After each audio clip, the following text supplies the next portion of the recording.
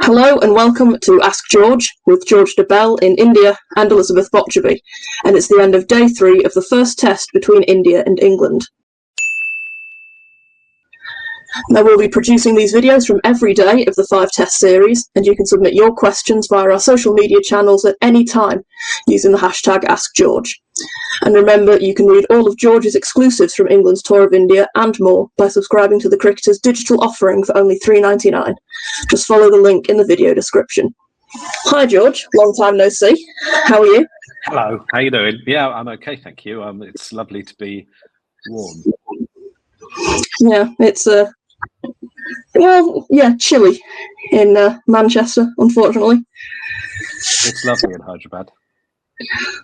And I feel like a little bit of a disappointment compared to Hugh, because I've not got a train set or a dog to show off about, so it is just little old me.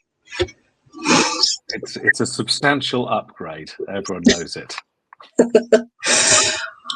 Well, the first question today comes in from Orny Actor, who asks, how good is Test cricket?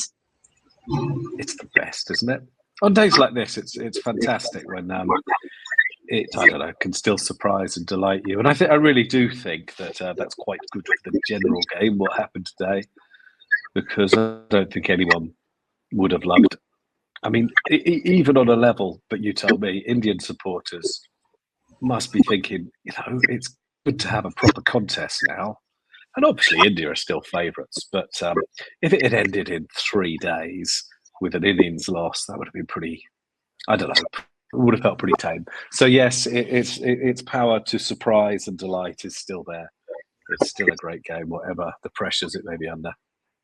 Yeah, it must be good for the series as well, because like you said, India had, gone through England in, 7 sessions or something, everyone would have just been so down. But now, like you say, while England are still outside chance of winning, they must take a lot of confidence from Ollie Pope's performance.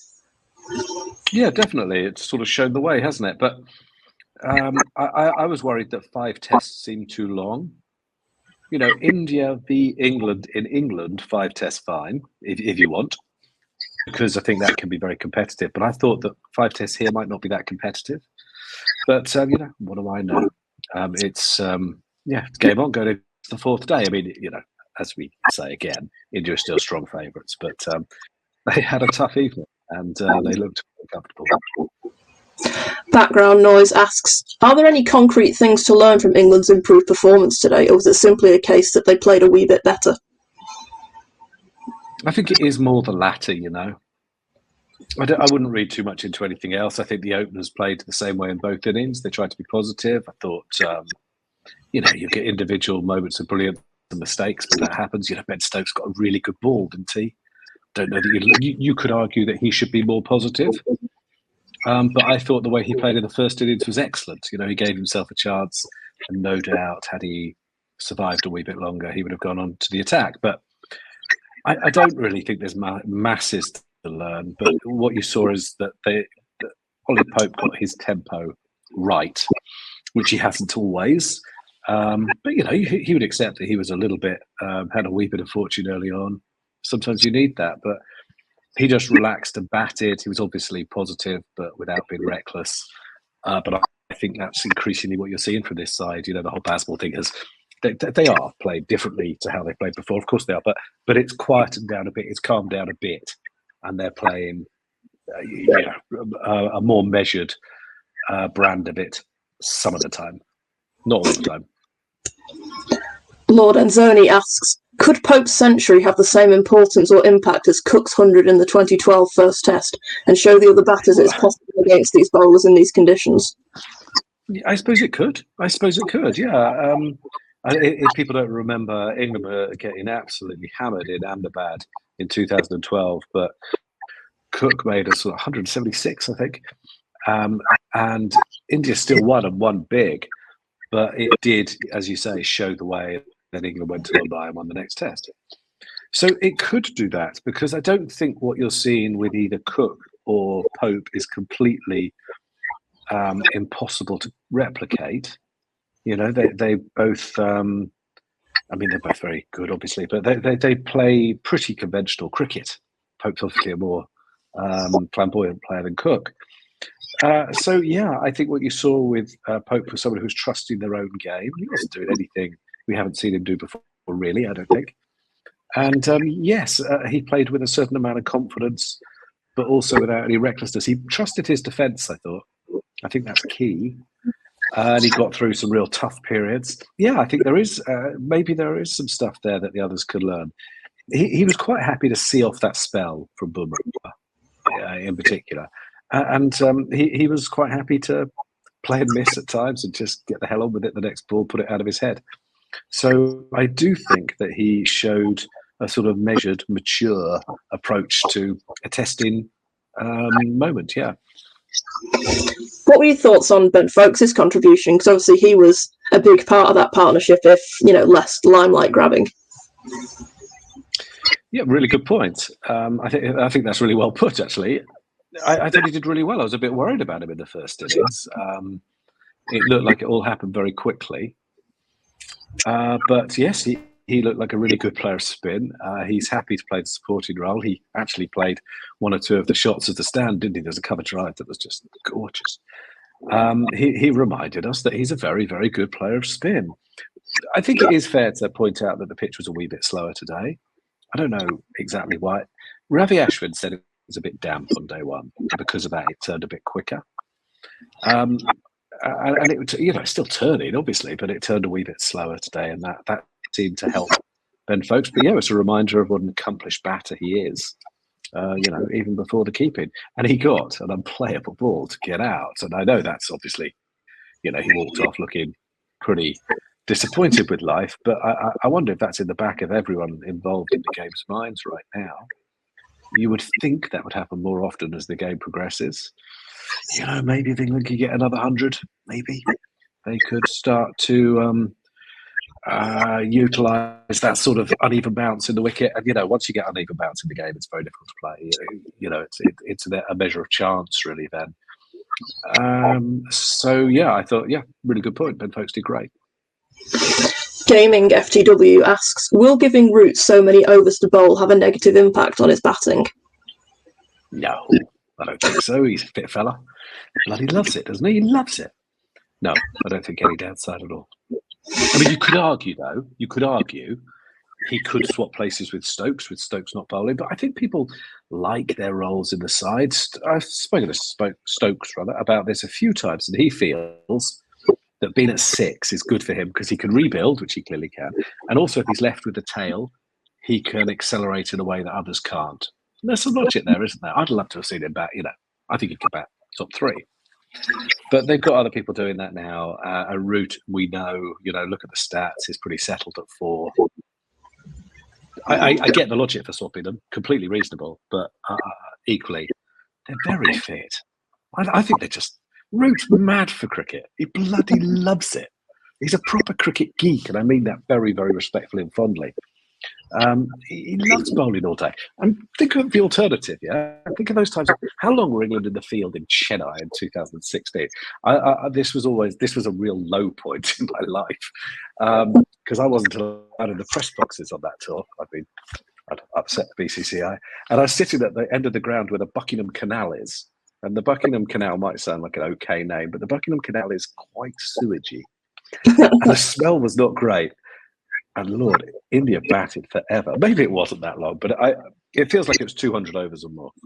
Now imagine being a fielder for 200 overs. Really, really hard. And it's part of the game, isn't it, to grind the opposition into dust. And boy, did they do that. I would have thought everyone would want to bowl just to stay in the game, variety, I don't know.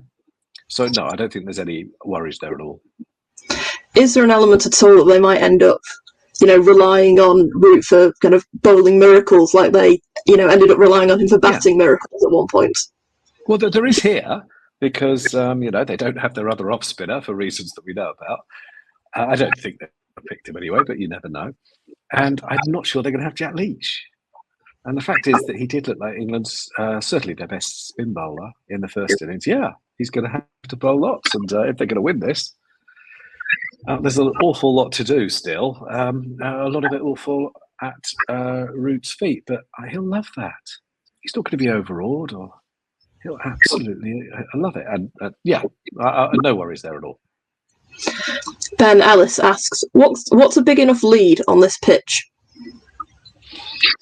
Ben Ellis, I don't know if that's the Ben Ellis that I used to do radio with a million years ago, but if so, hello, Ben. Who's an award-winning DJ, which certainly I never was. Anyhow, I have no idea, Ben. I mean, it's not 120, that's for sure. I don't know. I expect India would back themselves to get 300, but you never know, do you? You just never know, and because everyone expects and always has expected India to win, does it feel like all the pressure's on them? It maybe does. Maybe that can nag away at them a little bit. They're not the most experienced batting lineup they've ever put out, so at least 250 though, I would think. Remember, this England bowling attack. We've got some legit concerns. Tom Hartley didn't have the best start in the first innings. Jack Leach is really not fit. He's got his knees sort of blown up, very swollen. He came onto the pitch today but could hardly bowl. A lot of doubt whether he can play tomorrow. So there's a lot required of a 19-year-old leg spinner and a part-time off spinner, isn't there? And that's not ideal. But you never know. At least another 100 in the morning from the England batters required. But India is still massively favourites, make no bones about it. But from where England were at sort of just after lunch, could have been a lot worse.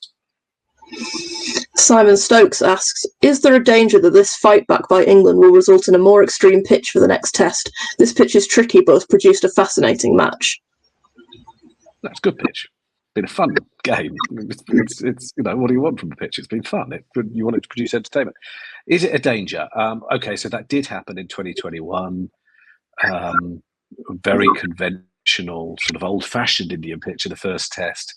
England batted on it when it was flat as all hell, and then India had to bat on it when it started to deteriorate. The toss is very important in those games. England took advantage, but later in the series, the pitches did become really difficult. They were quite extreme. But if you go to someone else's country, they prepare the pitches and you just suck it up. I don't think they'll do that this time. I don't think they will, because I think it brings England back in. India have got such a good attack. They've got, bearing in mind, the seamers are so good. That I don't know that they need to do that. I know under Dravid, they have tended to play on wickets which are slightly more helpful for bowlers, but I'd be surprised if they went as extreme as they did last time. But let's see. And George Dupree asks, would describing India's standard of fielding today as village be an insult to village cricketers? I mean, there aren't many villages that have refuge ages in the side, right? Yeah, look, it's true that it wilted a bit in the sunshine as Pope hit them to distraction with his sweep in particular. It did wilt, and Ravi Ashwin, I suppose, is starting in the field at least to look his age. It happens, trust me. It just shows that if you keep putting sides under pressure, even the very best can show the signs of it. But they made 3 or 4 mistakes. I wouldn't go too far, It wasn't that bad, was it? So no, I don't think they were. Well, I don't know which village you play for. Perhaps it's full of fantastic fielders.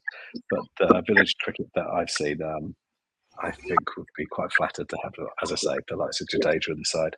But yeah, they did look flustered for a bit, and Ashwin in particular, and that's an amazing thing because he is a vastly experienced, very good cricketer.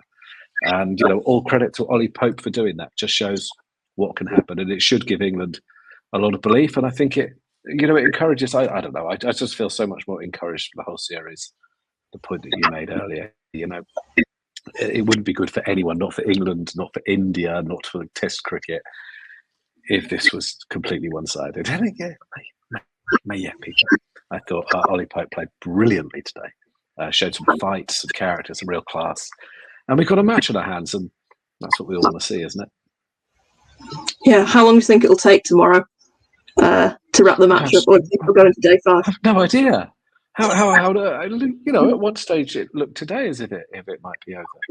So I've no idea. That's the glorious unpredictability of the sport. Why are you trying to arrange when you go out for dinner or something? Well, what? No, we're all Wish going to I have to was. get up. You're going to have to get up early.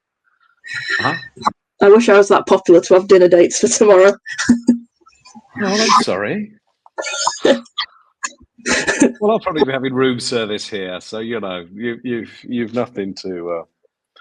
You're not missing out. The room service is incredible, though. Honestly, the food here is crazy good. I'm going to be enormous.